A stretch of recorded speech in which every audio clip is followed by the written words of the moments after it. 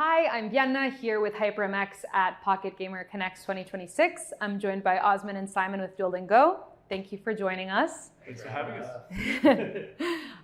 So I know that Duolingo isn't a traditional game studio. However, you do have game developers building inside the product. What makes it an interesting environment for them? In recent times, the way game developers see apps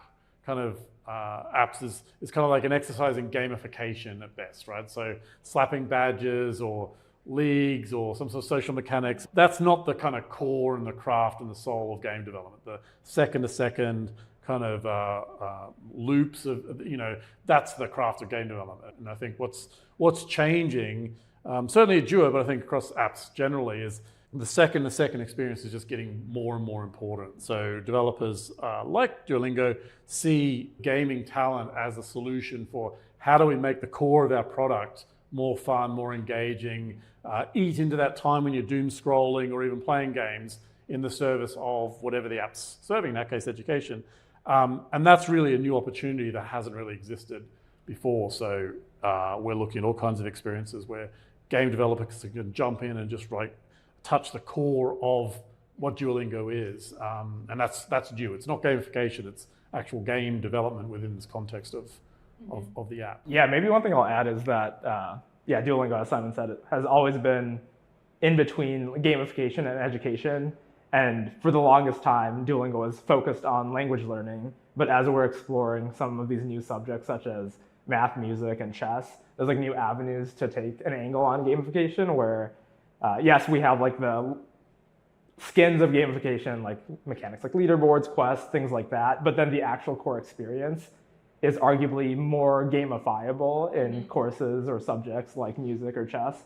So we're really excited about the opportunities that arise with that. That's great. And it sounds like you kind of covered some of this. My next question was going to be if there are any results or examples that help illustrate how this has been working, but it sounds like gamification elsewhere is kind of one of those examples as well. Yeah, I think chess has been a very interesting subject that we've been getting into. And it's one of those examples where it was really pushing the boundaries internally of what we considered education, because natively chess is more of a game. But as we had a couple of senior folks at the company exploring it on the side, we kind of realized that there is educational value to a game like chess, that it teaches young people things like logic and how to think and thinking about strategy. And that piece really appealed to us. So as the team has been working on chess, we've been able to blend that lesson-oriented style that Duolingo is known for, but also bring in new elements that is new to Duolingo, like player versus player, being able to play your friend in chess or a stranger. And those things have been really exciting as we've been working on it.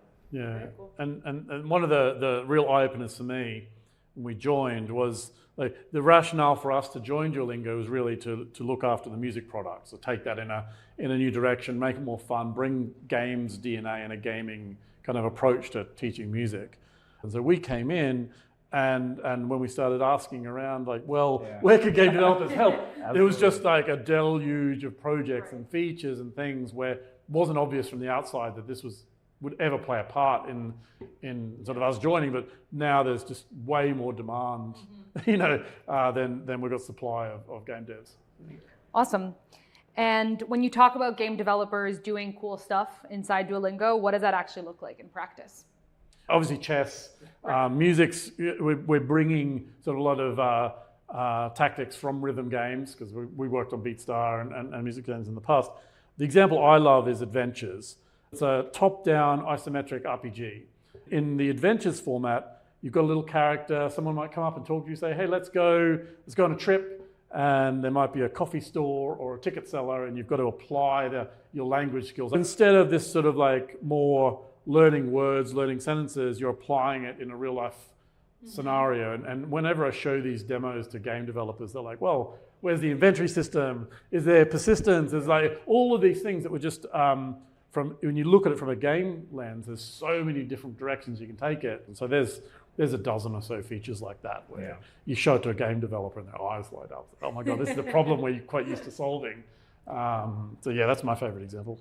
Yeah, honestly, that's probably the example I'd go with. I don't know if, I guess another example across exploring any new subject or new experiences in Duolingo, there's a lot of prototyping that's done internally, and nowadays there's so many tools that can assist even someone non-technical, like a product manager like myself, to build like a scrappy prototype and show it to like leadership to get some insights. So even if it doesn't make it out to actual learners who are using Duolingo, there's a lot of that going on behind the scenes at Duolingo of someone played around and has a prototype and is showing it to the folks at the company.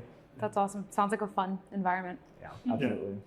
And what about Duolingo as a product works well for game developers? Obviously, there's 50 million DAU.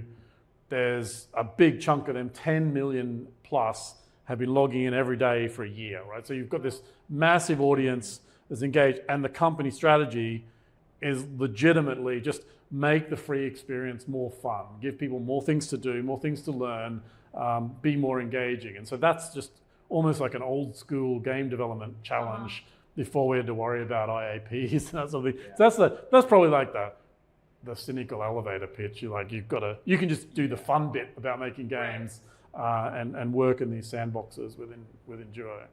I think the one thing I'd add there, very similar, is Duolingo's brand and the IP that we have is there's a big untapped opportunity to take characters like Duo the Owl, or even some of the other characters like Lily, who are fan favorites, and there's so much more of a universe that we can flesh out with them, which creates such a fun playground for game developers. For example, with what Simon was saying about adventures, it's not just Duo the Owl doing things. There are characters like Lily or Zari who you can interact with in an experience like that. So just the amount of brand value we've built into the characters in the world around Duolingo is, I think, a really huge opportunity that has still not been tapped fully. That's awesome. And then lastly, what kinds of projects are Duolingo's game developers most excited about next? I mean, I'm biased because we came in to work on the music course. So I'm very, very excited about we've been doing a lot of work behind the scenes and none of it's really hit sort of external testing yet. So I'm really excited to have what we've built sort of hit real users. What are you excited about? I think one problem space that we're excited about in general is PvP. So with our launch of chess, we have an ability to play other players, or Oscar if you're just playing the computer. But I think an opportunity that our team is thinking about currently is how player versus player can apply to other courses that we have, such as language learning. We don't have any concrete direction in the works yet, but we know that given that chess has gotten some traction for us with player versus player, what that looks like for language learning could be really groundbreaking. So we're excited to keep thinking about that opportunity. Yeah, related to that, social is such a big opportunity as well in Duo, because there's a lot of social elements in there. There's the friend streaks, there's the leagues and that sort of thing. But we haven't really explored what opportunities for your avatar to have more prominence and self-expression. So far, social on Duolingo is very parallel play, where you can see your friend doing something, or maybe you're working towards a quest together. But the idea of interacting with a friend, either cooperatively or competitively, is not quite there yet, but it's a huge opportunity. That sounds like tons of fun. Absolutely. Awesome. Thank you both so much for your time. We really appreciate it. It's great meeting you. Thanks for having us.